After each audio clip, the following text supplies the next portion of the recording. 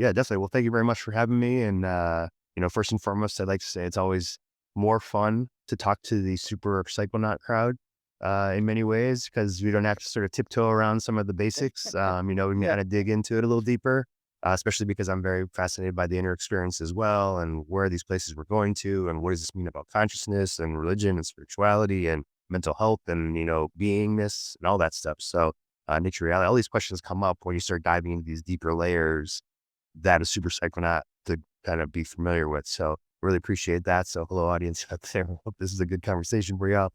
For Decriminalize Nature, this is something that, um, you know, just like you said, it's a statement as well as an action, right? And the statement was really like, are we going to help people realize how absurd it is that there are certain things that are against the law that could randomly pop up in your yard and you can get arrested for it? A mushroom could randomly pop up in someone's, yard or somewhere where they're at, and all of a sudden, or they take it out of the ground, they don't realize it, and all of a sudden they're criminalized. Like, how is this possible, right? And so Yeah, we we're really so want to used sort of, to that phenomenon, right? But Yeah. well, I have to snap out of this. Like, yeah, that's completely absurd. Somehow we're just born into this. Like, that's a possibility, but it hasn't been for thousands of years. Right? But it's kind of mind shift. Yeah. right, exactly, and what it suggests is that there's a power dynamic that is controlling of how you can be a sovereign being on this planet, how you can connect with nature, how you can engage with what it is to be a human being. I think these are all really important questions. And when we have these sort of walls saying you can't access this thing that is just naturally occurring, potentially in your backyard or in the forest or what have you, or it can grow really easily, then that becomes problematic. And so we really want to sort of tap into that ridiculousness, because automatically even city council members, people that, are maybe not even for what we're up to, when they hear that, it makes them pause and think, wait a second, how is nature illegal? What does that even mean? Right. So that was a big part. Secondly, we really wanted to hone into the dynamic at play between decriminalization and legalization. And a lot of people, even myself included and other policy people, that's a fuzzy area for folks. They assume that decriminalization means legalization and vice versa. Well, let's just legalize everything. What they don't often think about is the fact that legalization requires a framework of good and bad, licit and illicit, right? As soon as you create a legal market, you've created a structure, you've created this person has to get a license, they're going to do these things, they're going to blah, blah, blah, they're going to have all these things set up. And if you're outside of that system, or if you don't pay the government their fee, then you're illegal again. So there's a couple groups out there that are called this prohibition light. It's okay within this very small boundary, but outside of that boundary, you're still illegal. So as long as you beg for permission from the government, you can have access to something you should have access to anyway. So decriminalization is saying, let's remove those criminal penalties, or maybe even further and say descheduling, let's get it off the Controlled Substances Act. There's no reason for plants and mushrooms to be on, there's no reason for Controlled Substances Act, period, but plants and mushrooms specifically, because again, they grow out of the ground and they're not safe, right? So this really sort of allowed us to have this sort of deeper conversation around, how do we talk about these things? Is it okay for someone to grow their own? Do we have to be dependent upon a pharmaceutical company? Do we have to be dependent upon somebody else to sell us back what grows naturally in the ground that we can grow, and this, then can take into, I've seen some people, rightly so, even, for us, we've kind of been like, oh, well, we're focusing mostly on entheogens and psychedelics, the natural plant kingdom and mushroom kingdom. But there are also people who are like, hey, what about raw milk, or collecting rainwater, or all these other things that were also regulated and not allowed to do here, at least in the United Collecting States. rainwater. There's places in the United States where that's illegal, right? Why? No way. Who knows? So That's these are crazy. yeah, exactly. So this is the removal of humanity from nature, which if we look at what's Yeah. the core issues around most of our mental health issues, that could be one of those things. So when we start looking at mental health and other things, there's so much complexity. And that's what we're trying to tap into with this name as well, around this decriminalization, legalization thing. Now, when we get into nature, this allows us also not just be talking about one plant. When we started off, it was Denver, was looking at passing in Colorado. They hadn't done their ballot initiative yet. And then Oregon was talking about it. And Denver was talking about decriminalization through a ballot initiative. Oregon was talking about a legalization approach. Denver and Oregon both were only just looking at mushrooms or psilocybin, right? And so we said, we're in the Bay Area, San Francisco Bay Area. There's all different communities here. We have the Iboga community. We have the the ayahuasca community, we have the DMT community, we have the cacti community, we have the mushroom community. Like, why do we want to just do one thing at a time, right? And separate us out and continue that process of reduction to this one single thing when we're saying what we're really trying to do is have a bigger conversation around nature. What is our relationship with nature? What are our ancestral practices? Ancestral practices across the planet. Everyone had worked with plants and mushrooms medicinally in some sort of way, whether it's psychoactive or not psychoactive. And so how can we get back to this conversation around nature? And that had a big effect, because now it wasn't like, hey, you guys are just trying to get high with these mushrooms. It was like, hey, how come these are illegal? How come we can't access these? How come we can't learn about these plants? So I can't even watch, a mushroom grow or a peyote button grow. Just, we've been watching it grow. If I don't do anything, just watching it grow in California, if I have it in a pot or something, that's illegal. Like, what am I doing? Yeah, exactly. What's going on here? Why is that illegal? So it's just kind of hammering away at these very, very, very fundamental issues around what is our relationship with the world and what is our sovereignty or self-agency around our own healing process. That's a little bit of a confounding variable. We become so dependent upon other people for our healing process, then we're able to actually do our own healing process. That in and of itself is healing. That's empowering. And so we're trying to bring all that together. So Decriminalize Nature was really to encapsulate the process, decriminalization versus legalization, and what we're talking about, natural versus, other things versus, having a bigger conversation around nature and ancestral practices and that type of thing. Oftentimes, as you probably know, we use the word entheogen a lot, and sort of contrast to psychedelic. Not that there's anything wrong with psychedelic, but, there's a group of anthropologists in the late 70s that came up with the term entheogen, which basically means generating the divine within.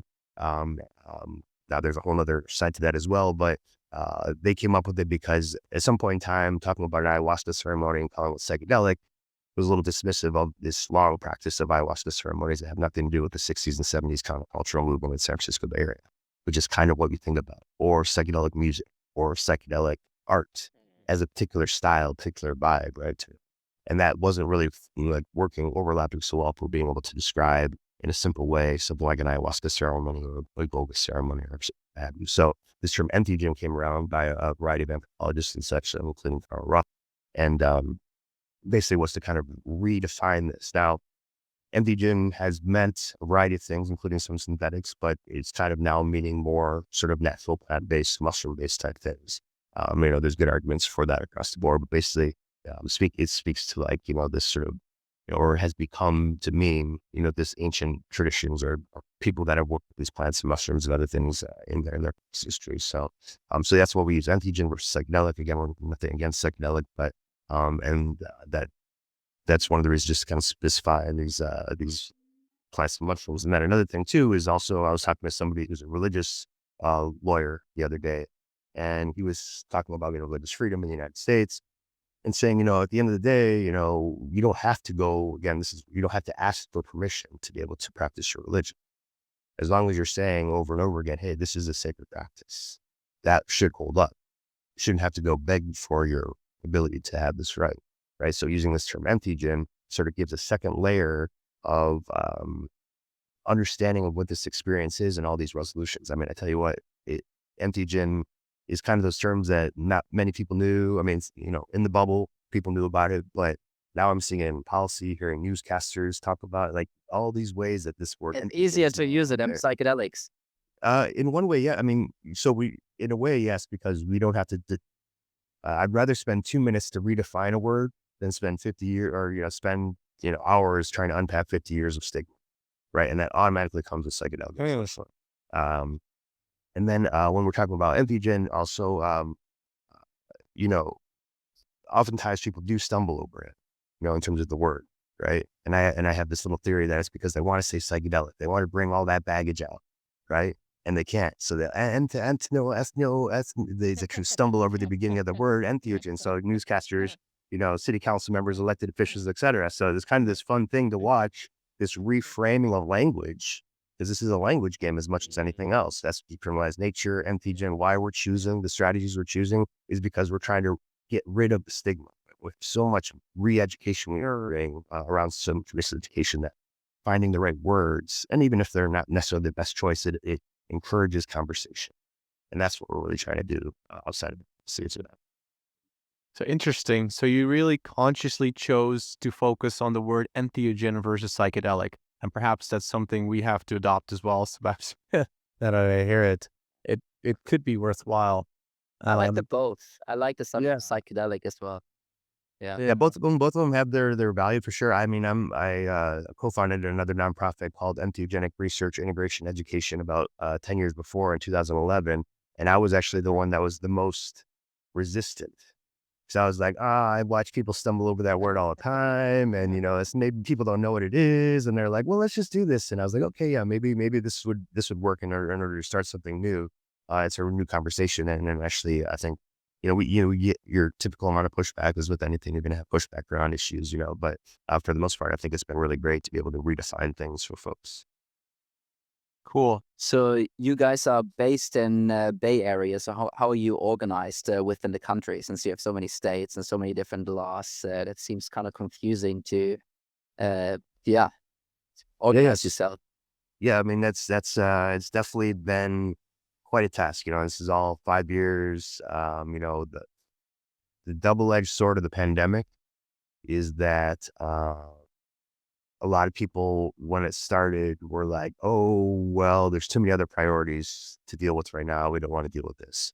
So that's the downside. But then also you have a lot of people who are like, okay, I had many teams from a bunch of different places be like, this is the only thing that gave me hope over the last however many years, like something to look forward to, something that was positive in the news, something that we kind of like, rally around, right? And so people started using Zoom pretty regularly.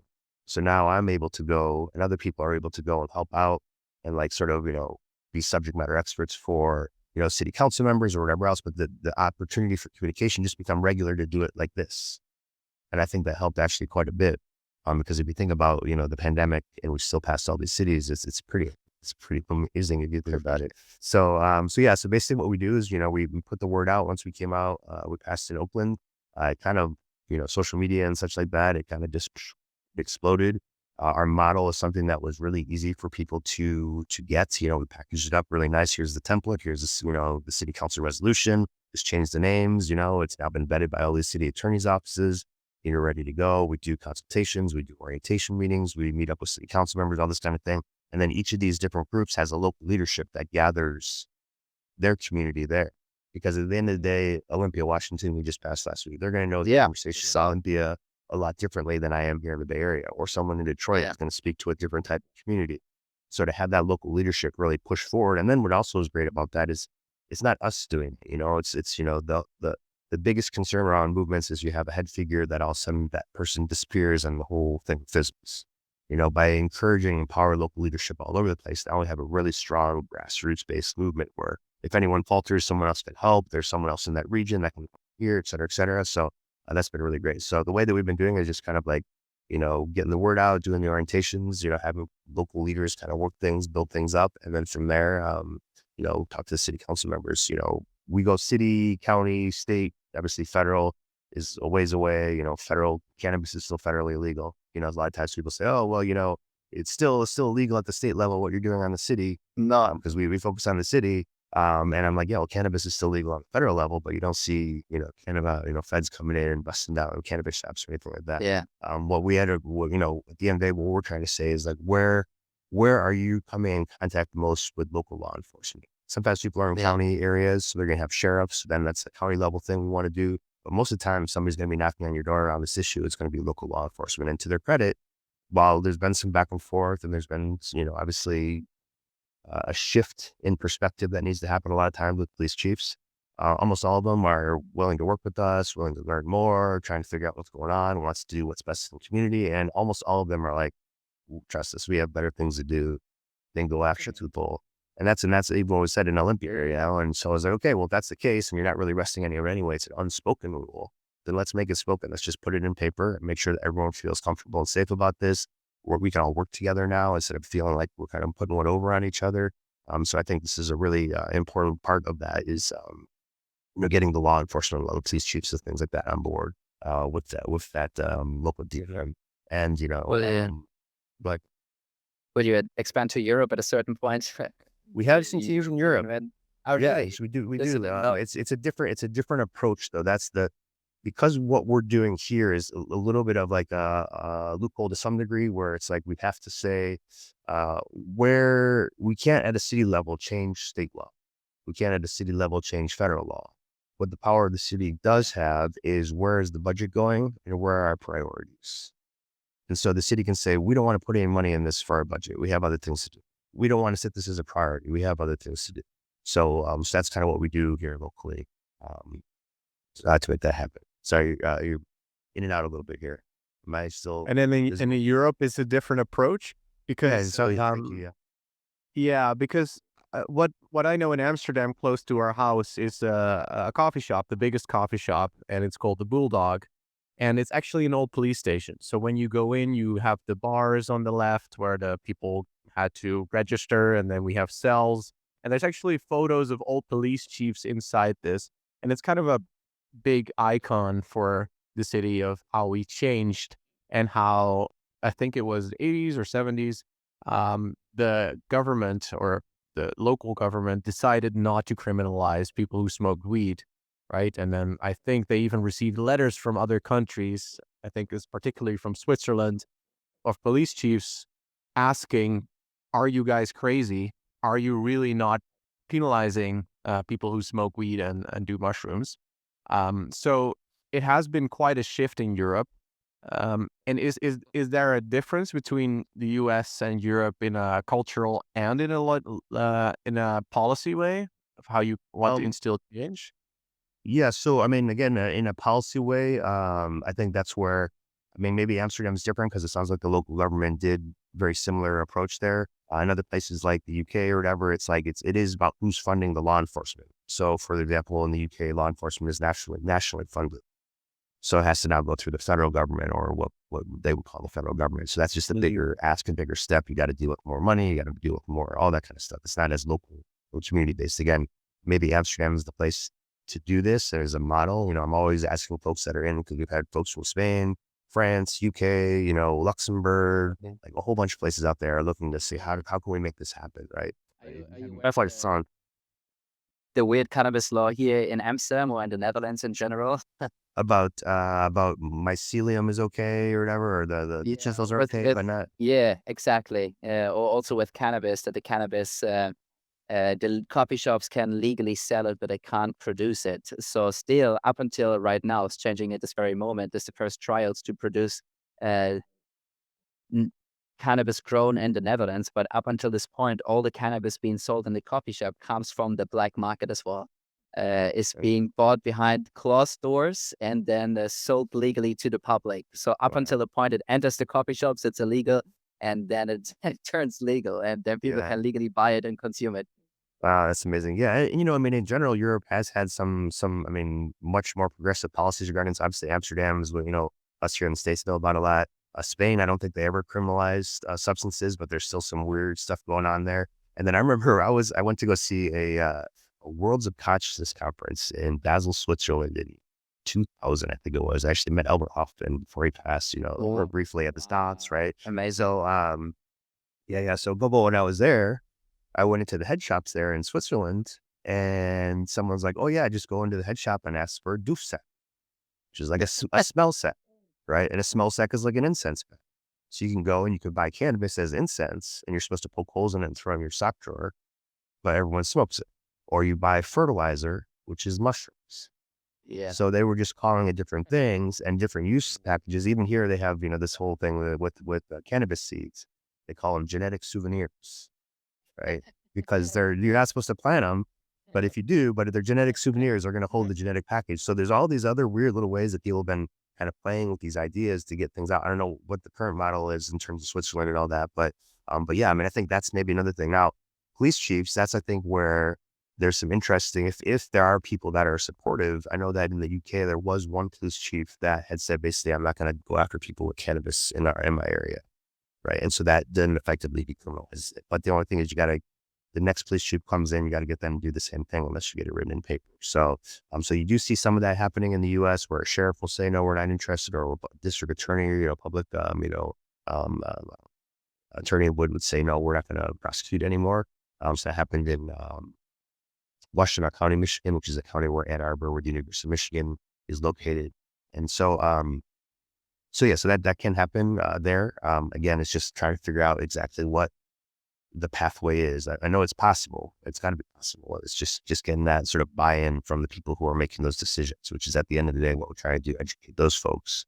Yes, it's great to have it in policy, but if we can all be in agreement that, hey, we're not going to go after anybody, then I think we're good. Now, of course, please also like try and like do some interesting things. It's kind of funny sometimes where there's this assumption that like if you have mushrooms in your pocket, you're now you can't be tried for anything. You can basically like rob a bank as long as you have mushrooms in your pocket, you're free. Right. And it's like, okay, well, that's not exactly what we're trying to do. Like, well, we can't have this be a psychedelic free for all where people just put mushrooms on themselves and then go commit crimes and stuff like that. No, that's not what we're asking for. But, all the different ways that they're trying to like, find a way to like still follow the law because, their mindset is follow the law. And so it's sometimes a big step for them to be like, okay, wait, there's a reason for this. And we've had, law enforcement say, I don't think this is a good idea. And then by the time we're done educating them, be like, okay, hey, things change and maybe this is for the best, this is across the board. So the education that, and usually it comes with personal testimonies from the local community, so there's certain subject matter experts that ever speak to the issue, perhaps first responders or veterans who kind of want to speak to this issue. And then, they're seeing these testimonies that are just so emotionally heavy, and stories of personal transformation that, it's hard for them to say no. Yeah. I think, if they have any kind of hurt at all. Can you share one of those? Yeah, I mean, I think the one that sticks out, and I've mentioned this in a few other podcasts. One that sticks out the most for me is, when we presented this to the Oakland City Council. This is in 2019. It was the first time we'd even tried this. This is different than, in Oregon or Denver too, because it wasn't like anonymously vote yes or no on a ballot that no one will ever see who you are. This is like cameras in my face. I'm on public record telling the city council I broke the law and you need to change that law. Now that's courageous, especially when we just started this, right? So people coming into Oakland, be like, okay, we had this presentation going. We probably invited 15 to 20 people to come speak. Word got out in the Bay Area. Next thing you know, the line's like 100 people long. Okay, well, if every person gets 2 to 3 minutes to talk, you got a pretty long talk going on here, right? So the city council members are like, all right, so they're like, you guys got to kind of calm it down. Of those like 80 other people that we didn't even know, could have been, 70 of them were against it. I think all of them were for it. I think one person was talking about a different issue, so it doesn't really technically count. We got 99 people on the same issue, right? But almost all of them were positive, right? Pass that committee, go to the final committee, right? City council's like, hey guys, we want to, we're gonna, we might pass this, but we need to do this before 2 a.m. So, get your people ready to go, keep it succinct. And still there's like 30 people who wanted to share the story because they're so, right? And so one story that I remember in this process was when it was like, there wasn't a dry eye in the house kind of thing where a woman came up and she was like, hey, these entheogens really changed my life. About 5 years ago, I was ready to, go through suicide and, I had a heroin addiction and I was having all these problems and I didn't know what to do with my life and I was ready to end it all. Right. And 5 years ago, I had an Ibogaine experience that changed my life. Got me out of all these substance use issues I was having issues with. It got me into a good state of mind. So I wasn't feeling the need to, go through anything to end my life. And here's my 4-year-old daughter. Like everyone in the room was like, whoa, just like, wow, like not only this person shift from like, total despair, but now is like sharing that like now she has someone in her life too that can help her move forward. That wasn't even going to be possible until she made the shift and change from the Ibogaine experience. So that was a really powerful, I think, statement of personal transformation. You hear those in cities all across. We're actually putting together something right now where we're gathering all the personal testimonies from all the different cities, and we're going to try to do little snippets of them because, it's unfortunate that they get, it's unfortunate they get lost in sort of the city council archive and nobody sees, 30, 40 amazing testimonies of people. So we're trying to bring those out and really sort of highlight those in the near future. Yeah. We also have so many emails, right, of comments of people who said it changed their life. In our case, it's mostly DMT, 5-MeO DMT. However, it's hard to get them all out or get them all shared also because they're such personal transformative stories, right? But there are so many. Yeah. Right. So if I can rephrase what you do, correct me if I'm wrong, it's a grassroots level organization that tries to span across the US and Europe and perhaps even other places, where you install local groups of local leaders who have insight and correct information about the subject matter, and they talk with local small city councils or other influential people to discuss or to put decriminalization up for debate. Is that correct? Yeah, basically, yeah. We sort of, our first step is really to get the local community, start building the local community, start reaching out to the city council members. We have the resolution ready to go. There's on the city level here in the U.S., there's 3 different approaches to making change happen on the city level. One is a resolution, one is an ordinance, and one is an initiative. The initiative is expensive. That's a ballot initiative. So that's going to, cost money for each signature. And then you got to do the campaign and da-da-da-da. So that's probably the most expensive. And typically the deep pockets are more involved with that one. But once that changes, once that bill's in there, the language is set and it changes municipal code. And there's not really anything a state level thing to do. So that's where Denver could actually make this happen, because this is a citizen-led initiative. An ordinance is a little bit stronger than a resolution. But still about the same. The ordinance basically changes municipal code. So that becomes a little tricky because that will be in conflict with state law. It takes 2 readings. It's harder to undo, and it's sort of set in stone. What we do is a resolution. A resolution is basically, like I said, setting the priorities, setting where the funding goes, this type of thing. And that's what we sort of give to the folks to bring into the city council. A lot of times they'll want to go, oh, can we do an ordinance or something else? But that's what we do. So that is presented and ready to go. Once we start talking with city council members, sometimes, I've been surprised. Sometimes it's like city council members are just been like, oh, we've been waiting for you to get here. We can't do this ourselves, but yes, I know I've had these experiences. I know someone that's had an experience, et cetera, et cetera. Yeah, Let's make this happen. That's great, because that moves things forward really quickly. Sometimes if you know somebody, that's always going to be helpful.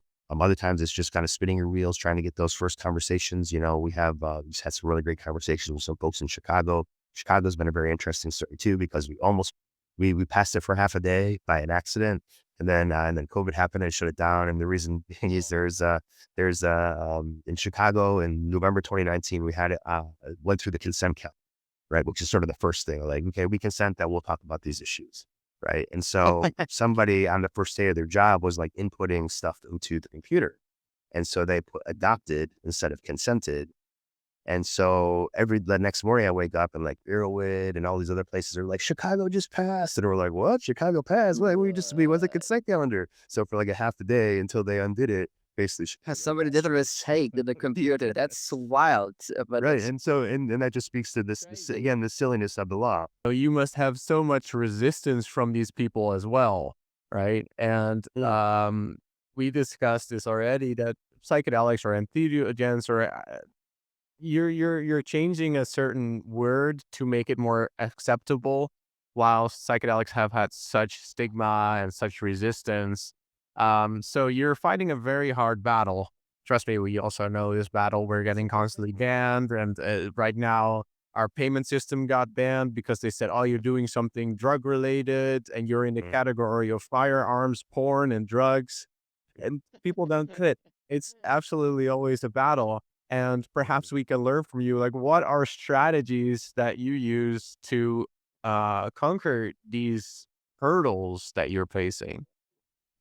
Yeah, I mean, the hurdles, there's a variety of hurdles, we've had hurdles from the expected to the unexpected. The expected would be the people who are, drug warriors that have been against these issues forever and have a variety of reasons why they're upset about what's going on. So for example, people who are just, opposing, we've had somebody in Montana, for example, that was somebody that had written papers about how people have died from cannabis overdoses, right? Well, really? Where do you get information from, right? So obviously like had a particular bias that they're like, oh, that was tough, but we just continue to do the education. We just continue to talk with them. We try and talk with them. There's certain people, like you say, that are just sort of against this. A lot of what we do is education, so that shifts things a little bit. It tries to keep us out of the, we could say we're doing risk reduction. Risk reduction means that we're trying to reduce the risk for, not that it's harm reduction, which is like, there's inherent harm in there, but we're trying to make the risk better. So doing a lot of education has been really helpful for folks. bringing in people that they know is helpful. Trying to find out ways to be able to speak on the same page. At the end of the day, I think a lot of the folks are, if you can kind of break it down to like, do you think people should be in jail for this? Sometimes that like helps shake Yeah. people up a little bit or realize like, oh yeah, wait, okay, maybe there's another way to go about this approach. But we also have heard this from in community. We had Yeah. a lot of pushback from, like, for example, the Drug Policy Alliance and the Students for Sensible Drug Policy at one point in time, because we were called quote unquote psychedelic exceptionalists, or not even psychedelic exceptionalists, or nature exceptionalists, if anything, because you're not talking about LSD or other things like that, right? So, because they want us, their goal is to decrim all substances, and now, yes, we're all supportive of that as well, but we didn't have the Portugal of the U.S. that we're hoping, which is that Oregon. The Oregon M110 model ended up getting repealed. And there was just, unfortunately, it came at the wrong time. It was right in the middle of a pandemic. People obviously were doing for substances, et cetera, et cetera. So that makes sense that there's going to be, reported higher levels of overdoses and things of that nature. They also, I don't think, really did their treatment programs real well on that one in terms of like, that would have been great if they had included some of the plants and mushrooms to help with the treatment, that type of thing. So we're having some folks, that we would assume to be allies that were against us because we weren't doing kind of exactly what they were doing, which is like, that's good. That's what makes, things happen in the world. We don't all have to do the exact same thing, right? We often look at that from different angles. So those are a little bit more, I think, emotionally challenging, because you're just like, hey, aren't we supposed to be allies? What's going on here?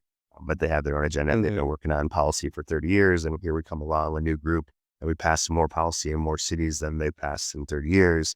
I get that that's something that I'm not too happy about. So some of the hurdles, comes, we can help with the education. Some of the hurdles are more just like, okay, we just gotta be more specific on why is what we're doing. We're not like, threatening anybody. We're not trying to like upend drug policy by only working on these substances. But at the end of the day, we're talking to city council members. We have to be realistic.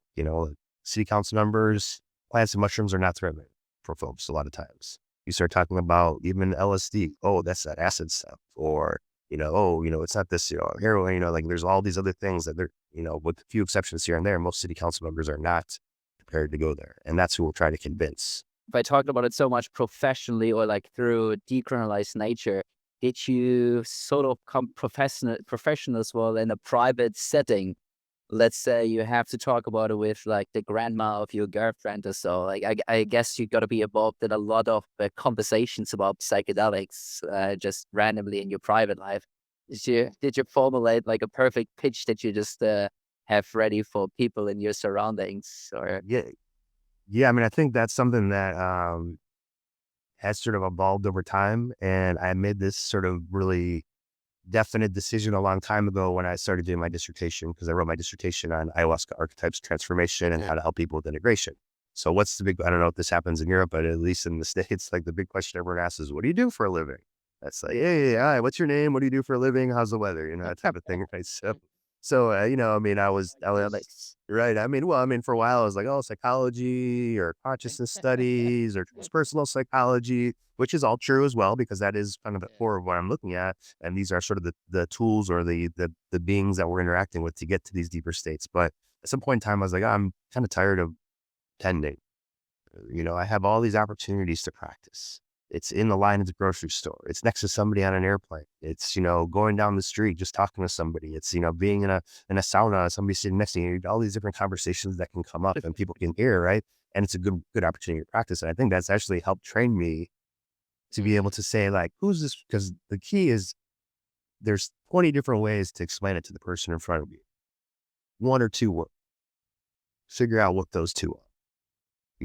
And you got to kind of do this like quick analysis of this person through the conversation as well, and say, okay, is it end of life anxiety that they're interested in? Is it religious and spiritual practices? Is it, human rights issues? What is it that we can sort of tap into, and just getting into the habit of practicing that? And that's what we do now with city council members. We do this like little analysis, say, okay, what's the best way we think to approach this and pitch this to the individual? And of course, you want some flexibility, because you never know what can happen. There's an example of one of the city council members in Oakland that we were chatting with. We had kind of the strategy, and then strategy didn't look like it was working real well. She was just kind of like dismissing.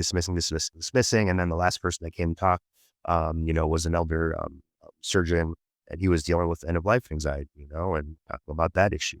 And all of a sudden, tears started flowing down her face because her husband had just passed. And she was like, if he had this is the thing he needed. This would have been so much better for his end of life if he had just known about this. And so you just don't know what it is, but you start to just sort of like engage in the conversation, like you're saying, you're doing it professionally when you're not sounding like, we're just trying to get high, because maybe people are as well, I mean, that's their own right, but at the same time, talking about it, like how they can be beneficial and not really, we're trying really to avoid, especially now after the FDA and MAPS thing and all that stuff's going on, we're trying to avoid leaning too heavily on science and clinical data because, these experiences can't really be described or even measured sometimes in these paradigms, right? So, to really just find ways to speak to the person that taps into, yes, there's some clinical data here. Yes, there's some science behind it, but hey, look at, 30 million people doing this safely. I think the RAND report said 8 million people did mushrooms last year or something like that, right? In the United States, right? Which is like, that's a lot of people, that's a good percentage of, the US population. And that's just in 1 year, so we're probably looking at 30, 50, 60 million people have tried psychedelics in the United States. So, and I think that was something in cannabis world that, was really important. So the whole quote unquote coming out of the closet part was great or is important, because it wasn't about does the person smoke cannabis or ingest cannabis that makes them positive around policy. It's do they know somebody that does? And that breaks the stigma down. Oh, this isn't this bad person that I've heard about on the news. This is my friend that smokes a joint here and there, or this is my friend who does mushrooms for microdosing, or who has this big experience and doesn't have any experiences for a while because we're working on it. All these different things. So just like having people come out of the closet, having people share, having people do, what I do, talk to people randomly here and there in these very informal settings. That's all kind of this ripple that we're trying to sort of engage in, and having all these different teams all over the place. And we kind of can work news cycles too. So whereas we have like a news cycle in the Bay Area is never going to hit, maybe Detroit or maybe Florida or Atlanta, Georgia, but you have something there that happens and boom, that news then ripples out, so we're kind of like, it's like dropping stones in these ponds and watching the ripples out territories. Yeah. So. Cool. And you make a good point that it's not just about research or about therapeutics. Sure, people have benefited from mushrooms with end of life projects, or they have issues with clinical depression or with PTSD. But I have the impression that you do it for the broader sense of just being free, right? Free to consume plants, whether or not you do it for spiritual reasons or for medical reasons. Is there a boundary somewhere? Do you categorize this like what should be the purpose, or is it just no, everybody should just be free to do this? Yeah, I mean, I think I'm definitely enough free to do this thing because, again, what we're really trying to do is remove the criminal penalties. Like, yes, of course, I have my own biases of like, this model works well for me, or I like this, or no, I couldn't possibly go into a doctor's office and drool on the floor while he takes notes. That's not going to work for me. But maybe for other people, great, no problem, go ahead and do it. There are some concerns around, hypersuggestibility and all the other ethics that can come into those other types of models as well. But at the end of the day, I think, just making sure that people can have access, because again, at the core of mental health, it's about what is consciousness, at the core of like what we're doing, these experiences, I've never heard anyone come into an integration circle where they're sharing about their experiences and say, oh, my frontal lobe was really lit up last night. It was amazing. Right. Or my serotonin receptors were off, right? They were just thrown off last night. Right. No, what they're saying is like, I had this really deep inner experience where I was able to connect to these ancestors or these entities, or I understood consciousness in a different way, or all the types of things that you can kind of go through. And so that's the qualitative nature is really what people are speaking to. So, so I think it's important to really highlight all of that. And unfortunately in the clinical models, it's only highlighted as a periphery versus it being something that's sort of primary, oh, this helps with depression, but why does it help with depression? Oh, people are going through these experiences. You see that if you read the further down data. But that's not what the sort of the primary goal of the research is, because the money's in the depression, right? Yeah, exactly. So do you see it, decriminalization also influencing, how we understand our minds and the evolution of human consciousness and these deeper aspects? Is that part of your work as well? Yeah, absolutely. I mean, that's my personal work is very much so that, that's what I did a dissertation looking at. That's why I do a lot of integration circles and things of that nature. I think we're so there's certain communities that are right on point with this. Probably your super psychonaut community, you know, other communities like, I don't know if you know the Kalindi community out of Detroit who's doing high dose mushroom experiences. You know, there are people that are exploring these realms, if you will, you know, indigenous cultures, these realms, as beings. They're not just archetypes or imaginary sort of spaces that they exist. They're real. They have agency, you know, that type of thing. So what happens if that's the case? Wow, that changes a lot of things. You know, there's this idea of the Copernican revolution, right? Where everything revolves around the sun, or the earth, I should say, right? And then the Copernican revolution, no, actually the earth is revolving around the sun, is revolving around blah, blah, blah. We're also in the same place with consciousness. We think consciousness revolves around the earth, or human beings, basically. Like, what happens if it's true that there are other beings out there, or these plants have agency? You know, again, we don't know the answer. It's definitely, I've had enough experiences, and it's odd that I don't have experiences where it's like, oh yeah, I had a really strong DMT experience and I was just laying on my couch. It's like, no, I went to this place. You know, I saw these beings. Like, I had a conversation with them, and it seemed like wisdom beyond anything that I have ever thought of in my life. Like, what is that? Where's that coming from? Is consciousness really that profound? Is there other areas of consciousness? So folks like, for example, in the Detroit community, they've been doing sort of these higher dosing. Again, you know, I can speak to your sort of crew about this, the super psychonauts, but, you know, obviously this isn't something that I think most people are, you know, prepared for. He did a lot of whole pieces around, you know, martial arts, and sort of like a little bit of, you know, sort of structure to his journeys. But he would say, you know, this is how ancient texts are supposed to be read.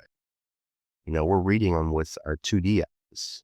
You know, we're supposed to go and read hieroglyphics, for example, through these psychedelic experiences, you know. So, and it comes from African traditions and things like that. So we've explored a lot of that, you know, kind of dynamics. So, so what does that mean? You know, what if there's a whole bunch of texts out there that are just waiting for us to open our eyes, quote unquote, meaning read them through these other experiences? You know, there's a whole possibility. And again, we don't know. We haven't really explored that. And science, there's no money for the science in that. The science is only around mental health issues right now. But that's what I think is really going to be exciting, is like, what is consciousness? Where is consciousness? How is consciousness? What is the nature of reality? Is consciousness primary? What does that mean around the material world? You know, how do we measure it? Is there a way to measure it? All that kind of stuff, you know. And even, you know, to the more sort of sketchy side of things, which I had saw a really great talk in Berkeley. A guy named Lenny gave this talk. He was worried about the sort of, he called it the, what we saw, the colonization of the astral plane. He was saying, like, what does it mean when some of our ambassadors, for example, you probably heard some of the long term, and he was kind of referencing this. Again, I haven't looked into the specifics of this, the long term DMT states where people can, like, you know, explore around in there. Sometimes it's military folks that are doing that, right? It's like, so if these worlds are real and these places and these beings are actually interactable, right? Then these are our ambassadors, which have a different mindset of like, hey, let's all connect, but like more like, how can we colonize this area and like make it ready for the next version? You know? So it's like interesting. Again, we don't know the answers to all these questions, you know? And so I think start to explore that, to start to sort of tap into consciousness as a thing outside of just neuroscience is really important. We're sort of stuck in this neuroscience about, oh, great, glad that we can, yeah, exactly. Okay, great. We have these things lit up in the brains, but like, what does that mean? So, yeah. It is sure if you're on Next stage, yeah. It's time. How do you get to this point? It's like, what do you reckon? Like, coming from psychedelics having such an important role in ancient cultures, how do we move to a society where they're so criminalized, and how do we get to a point that you have to do all of this work just to get them back into mainstream society? Yeah, absolutely. And I think that's like somehow, and I don't know, there are certain appropriate altered states of consciousness and there are certain feared altered states of consciousness. Why are there certain altered states of consciousness that are feared? I'm not sure. Does it upends the current paradigm and worldview? Maybe that's what it is, and that's too unsettling for folks. Possibly, but I think that, you know, at the end of the day, that's what we need to do, and the only way to really do that is even like, you know, you see like a lot of people talking about, and again, nothing against people that are doing microdosing, but you're not getting if you microdose for 10 years, you'll never know what a psychedelic is. You know. So to really be able to sort of tap into these deeper experiences, be able to hold space for folks. And that's where the integration comes in. That's just the other work I do in terms of the post experience, you know, to get people talking about it. The integration circles that we were running for the last decade, like, so powerful to see somebody sitting in a space. And it's always weird to get a lot of people that have the same theme. They come in on the night and they're all wanting to talk about something in a similar theme. But when they see somebody else is also having a similar experience. We're so isolated in our weird experiences that, like, who do we talk to about? And when we realize like other people have also had it, now, okay, wait, maybe there's some themes here. Maybe this isn't just me alone. This isn't just some random dream, but this is something that maybe other people are also tapping into. This is really fascinating. So to be able to find ways to be able to talk about their inner experience, I think is really, really critical, to really be able to share that it's not just something that, and we're all still trying to figure it out. There's no like definitive answer yet. But I think in general, as we move forward, that's going to be the more people that are having those bigger experiences, the more that conversation is going to start happening. And I think it's already happening. It's just, we're still stuck in this, so to speak, right? Yeah. Where is the current status? Because we're the psychedelic renaissance is well on its way, and I saw you guys on Netflix in episode 4 of Michael Pollan's How to Change Your Mind. Or is that the show? Yeah. Yeah. Mhm. Yeah. So that's amazing. But can you give a small snapshot of where we are and perhaps also why we are here? Because, a question that it's a controversial question, but it's like, is there an how do you say, like an overlord scheme to keep us from evolving, to keep us dumb and keep psychedelics down? Or is it just Wow. that people are not educated? Or how did we get here, and where are we right now? Are we on the brink of revolution still, or is it slowly dying, and why? Mm-hmm. Geez, real quickly, in one by sense. Sentence, please. So I think there is,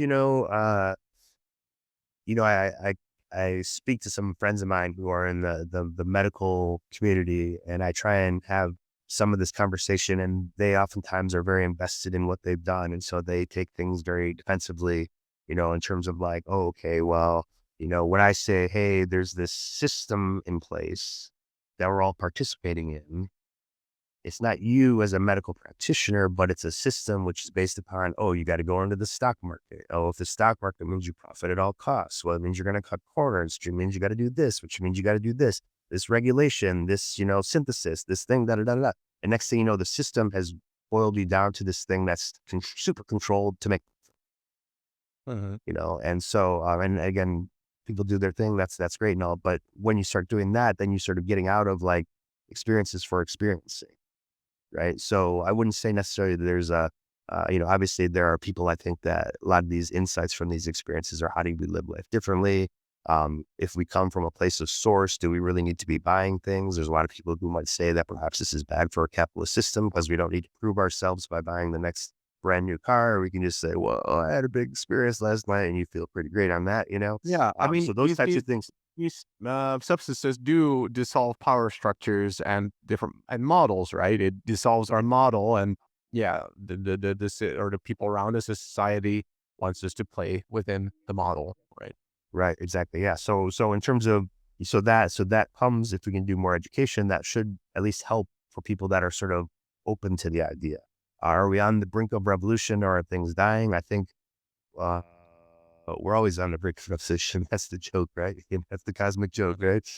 Just out of reach, just out of reach. No, but as this sort of movement keeps going forward, again, that's why we're trying to say empower the individuals. So even if the narrative is controlled, even if, the way to do it is controlled, or it's going to cost you 20 grand to have an experience, but you can go pick mushrooms out of the ground, or whatever, like I think in Australia, they're medicalized psilocybin models like 16,000 US dollars or 20,000 Australian dollars, to do that, for these synthetic versions. Right. So that type of stuff is happening. But as long as we continue to have people growing and sharing and connecting with each other and doing these deep experiences, to not make that microdosing is the only way. Yes, that's great that it's the case, but to let people know that there's more, so they don't just get stuck into like, oh, I'm bored with this and there wasn't anything special there. I don't know what everyone's talking about, because it is going to be a revolution of the mind, and to get people to think about things in kind of a different way, I think is important. Now, you have a lot of people say, oh, these are non-specific amplifiers, so it's not necessarily, I have my ayahuasca mentor says, narcissism is probably the worst thing possible to try and work with in these, experiences, because somebody has a death and rebirth experience, and all of a sudden they're like, oh, that's great. I survived it. And then the ego inflation happens even more. So that's not necessarily a positive in terms of like, a revolutionary state of mind, but I think it does shake up paradigms. It does shake up, status quo structures and stickiness, it sort of forces you to do that. And now it's like, can we as a human population understand how to work with ourselves in such a good way? Are we so stuck in the system that pulling out is going to be a break?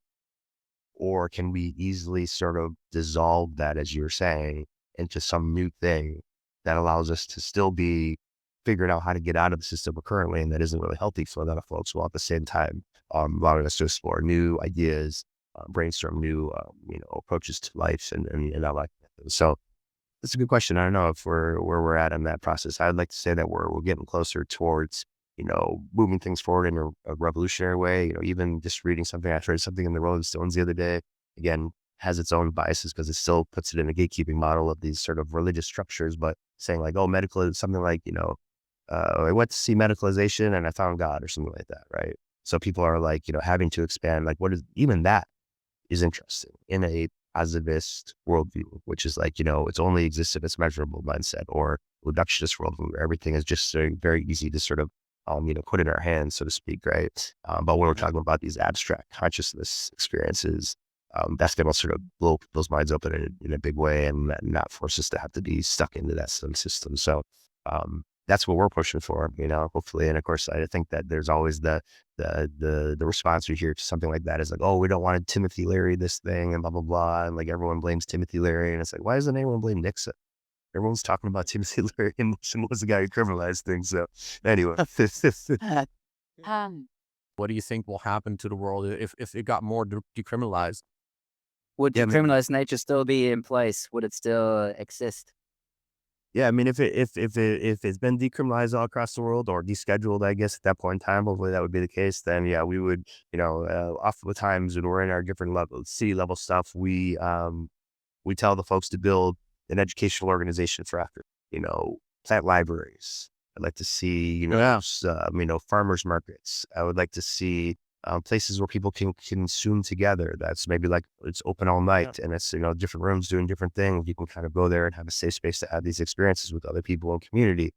Lots of education, lots of community gardens, like it's so interesting with the cannabis stuff that happened. Whereas like part of the policy was like, you can only grow it in private. You can't have it in public view. And it's like, these are beautiful flowers and things of nature. Like, why aren't we saying like, hey, look at how beautiful these flowers are and look at how beautiful these plants are? What is our, and that'll help us also reconnect to like, oh yeah, we're destroying the planet, we're messing things up over here. So, so I think that's a lot of what we are looking at is like sort of the follow up would be, community-based exchanges. We're not against, any kind of like trade or exchange or, that type of thing. It just puts us in a different model. Once it's legalized, you got to get a business license and taxes and da. So try to find ways to keep it sort of community-based and grassroots as long as possible, and let it kind of emerge as it's already doing.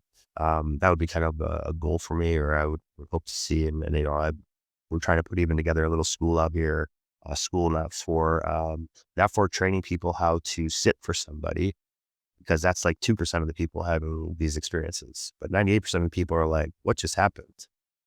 And that's what we'd like to sort of tap into, Could you in some way also see this whole thing going out of hand and just going and to a negative direction? Let's say everything is fully legalized, decriminalized.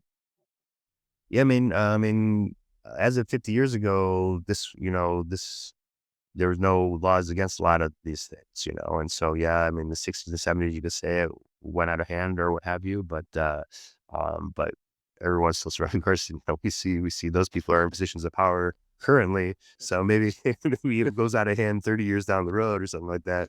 But yeah, I think there's always that possibility, but I think that's why we're trying to do this in a good way. That's why we talk about this, like, be intentional, be sacred about it, be responsible about it, make sure you're safe, make sure you talk to other people who know what's going on.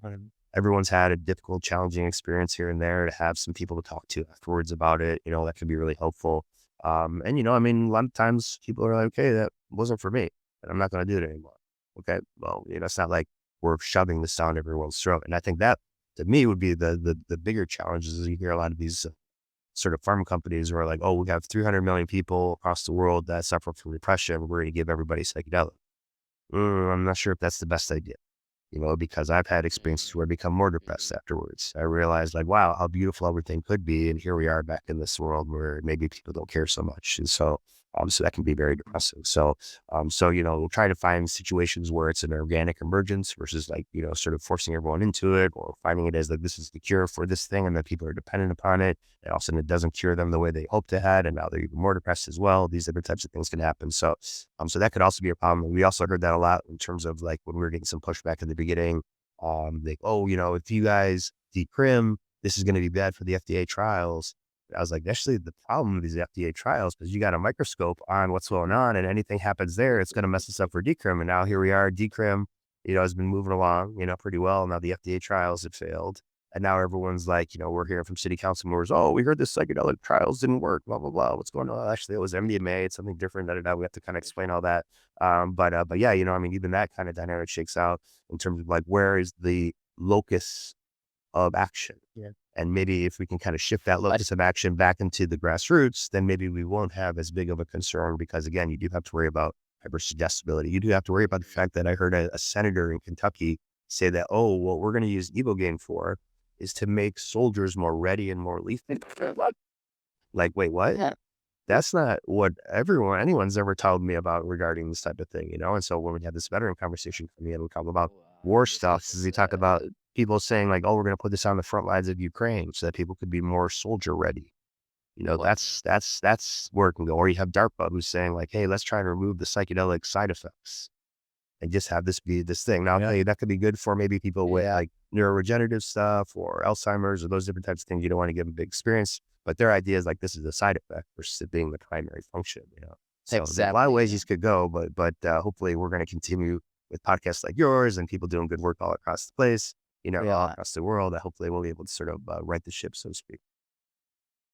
Yeah, man. Yeah, you could really see this going into a weird direction. New psychedelics being born, and then also all of this evolving in a space next to the evolution of AI and virtual reality, and AI is talking about how do all of these things go together? Yeah. Yeah, absolutely. Yeah, the AI and psychedelics is interesting because, I think they are using AI to like come up with new compounds. On a very rudimentary level, I do like to sort of ask some of the AI, like, all right, if I was to make a psychedelic for you, how would I make it? Because it speaks to a lot of different levels of consciousness there. Like, what is it? How is it thinking about that? And so, of course, it's all censored. So it's like psychedelics are illegal. But it could it could create some crazy things. Yeah, totally. So that's definitely, and again, interesting time that all this is happening, because again, you're speaking about consciousness at the bottom of this, and whether it's psychedelics, what is consciousness through psychedelics, or how is AI viewing consciousness? We are sort of playing in this same sort of realm. So I think we're at this really interesting breakthrough. Even the hard problem of consciousness, which I'm sure you probably both know about, is the state of Chalmers theory that you can't, no matter how far down you go, you can't find this moment of consciousness. And then you have Stuart Hameroff, who a while ago was talking about microtubules, and now that's kind of getting a little bit more play again. This microtubule idea. There's sort of this shift in phases or something that happens on these microtubules at a rate of 100,000 per microsecond or something like that. That becomes like a conscious moment, et cetera. So now again, people are starting to think, okay, wait, maybe we can start tapping back into this consciousness conversation instead of just neuroscience. And I think that's going to be really, really fascinating. And I think that will help change a lot of things. Yeah. What are you most excited about? Is this project? You have another project on the side? What has your focus? Yeah, I have a lot. This is kind of my main project right now. Definitely takes up a lot of time and energy, and meet so many people from all over the place. But yeah, I think I'd never worked with policy before 2018, 2019. I was doing academic stuff, neuroscience as an undergrad, qualitative research as a graduate, as my Ph.D., looking at ayahuasca archetypes trends. So I was very interested in the consciousness, the experience, the inner experience, the phenomenology, all that kind of stuff. So going into policy was kind of like, okay, well, I'm good at explaining things to people, so this should work. And then it just kind of kept moving. But my love, my desire, my interests lay within what is the nature of reality and consciousness. So that's where I was, talking about we're working on trying to hopefully get the space together. We don't know yet if it's going to work out, but if we can get the space together, do some sort of educational thing where we're actually helping people, learn about things and teach them about consciousness and hear from them, and maybe even do sort of citizen science, where people are actually sort of tapping into like, what are these inner experiences, and kind of find a different way to go about the science of psychedelics without it being clinically oriented. And what's this called? The space, we are working on it. It's called Nexus right now, but we don't have a current name. That's a temporary name. Who knows if that'll make it through the gauntlet, but that'll be in Oakland if it works out. We should know probably hopefully within the next couple of weeks. Yeah, cool. So this is an example of what I was hinting at, right? Like, what is a world where we're not just focusing on making money, but on making ourselves better and plant medicine. It's like we have more time to actually delve into consciousness, right? Without like an actual like financial incentive. Isn't that the biggest question of our reality? Like, right? Like, what are we supposed to do here? Who are we? What are we? I really hope that your movement contributes a little bit, to this. Yeah, overcoming this hurdle that people have for using these compounds that actually just let us explore who the fuck we are, right? Right, It's the most exactly. important question. What is this? What is this? What is this? What's going on? And even in like I mean, even as you're saying, I think this is about the next stage that maybe we can start thinking about is like, whether it's tapping into an Aeroid template or something else. How do we as super psychonauts start to actually like figure out how do we describe this to each other? Because we're gonna have to create language. There's this whole idea of effing the ineffable. Oh, we can't talk about it's ineffable. Well, that doesn't mean we shouldn't try. If you look at some of the Tibetan texts and things like that, they spend a lot of time to get to that nugget. Maybe it's an invisible nugget or it's an invisible nugget. What's really inside? You can't really put any words to it, but you can get close to try and describe it, right? And so that's what we, I think, as deep explorers need to start doing is really get our language on point so that we can start to describe it to each other and we can start passing information to each other that's understandable in a way that we can then start getting a map. I don't want to say like a cartography of the psyche, but that's like I think a Broffian term that is used, or other people have used it as well. But this map of consciousness, and if we could start getting language down, however that might look, I think that's really key. So that's where something that each of us can kind of start working on that individually after our own experiences. Start jotting things down, start getting these words out there, start figuring out how to, that's what's great about integration circles. You see people will take a word here and a word here, and they're testing it out for the first time. It's not this, it's not this, it's this. Does that land with folks? Okay, it does, And that's what we're trying to do too, is try to create that language. Cool. Yeah, that's what I love a lot about DMT, right? That the language is easier than with other psychedelics. Now, I saw on your website you focus on several plant medicine or entheogens. DMT wasn't necessarily in there. But people do like it because it's very specific. This term like, okay, there's a waiting room, there's the jester, there's these entities, there's 5D, whatever that means. But jesters explaining 5D after you go through the waiting room, right? And then you have a breakthrough. It's very clear with all this terminology. From a visual perspective, it's pretty easy to explain. Yeah, and then people have the same or similar, very similar trips. In other psychedelics, perhaps LSD or ayahuasca, it might be more personal and might be more difficult to talk about this. But yeah, that is what we definitely love about DMT, right? Yeah, and I would say that we're definitely all for DMT. I think that we in the original resolution, the footnote we had to describe entheogens were plants, mushrooms, and natural materials that have tryptamines, phenethylamines, or no amines. So that would include also all different types of tryptamines, all different, DMTs included. We spoke about ayahuasca because that was an easier thing for people to understand than DMT. Also, we tried to focus more on kitchen level chemistry. And with DMT, you can do that definitely, but there's more of the synthetic version, and we just didn't kind of, and it's happening or whatever. But we want to make this as less threatening as possible to folks. So we spoke to a different type of extraction, DMT, which is an ayahuasca extraction, if you will, the MAOI. So we're definitely for DMT in terms of the part of our thing, but it's not something that we necessarily, I think. No. ayahuasca looks better than little yellow crystals, unfortunately. About the communication. I mean, ayahuasca itself doesn't look very. Yeah, that's true too. And it certainly doesn't taste very good. Yes. Yeah, man. So you are mostly reliable on donations, right? It's all volunteers and donations. Yep. Yeah. Volunteer donations. We have some merch as well. Yeah. You can find us at decriminalizenature.org. That's where our website is. We also have social media accounts on Instagram and Facebook. We're at Decriminalize Nature. On Twitter or X, we're at Decriminature. So that's a way to find us. We're also on LinkedIn, things like that. Which is surprisingly weird psychedelic place. I didn't expect that.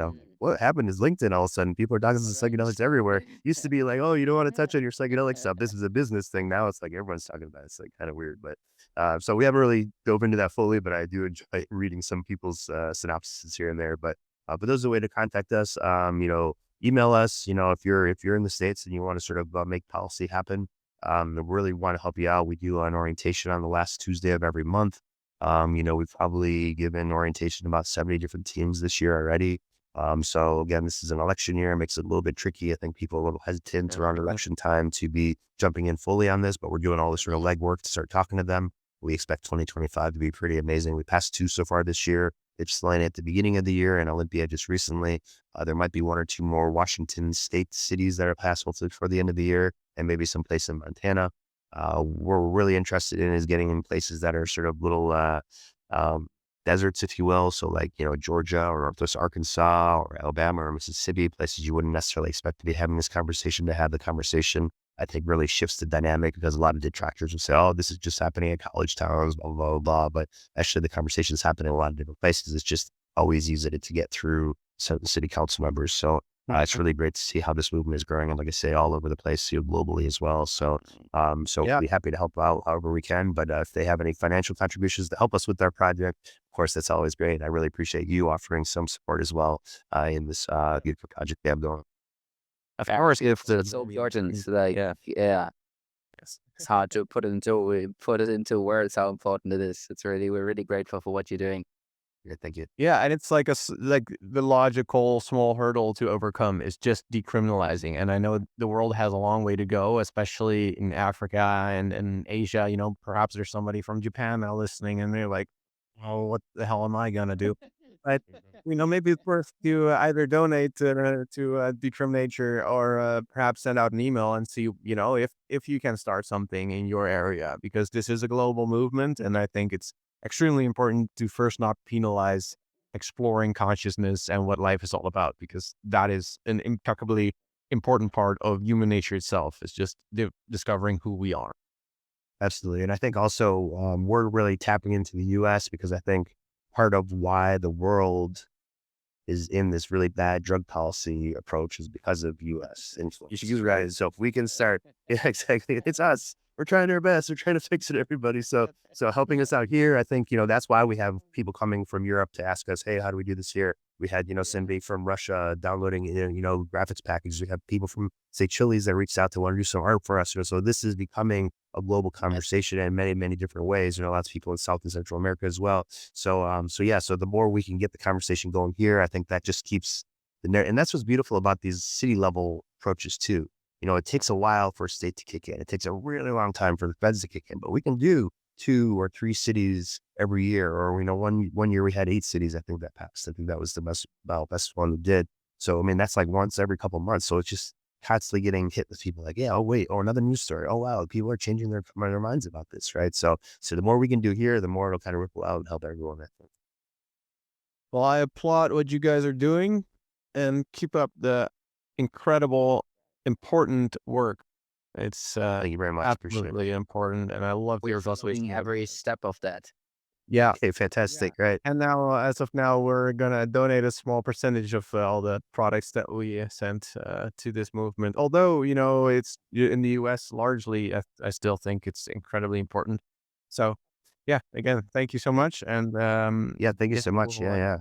we'll surely also put everything on the website how people can donate. But it's decriminalizenature.org, was it? Yep, decriminalizenature.org. Yep.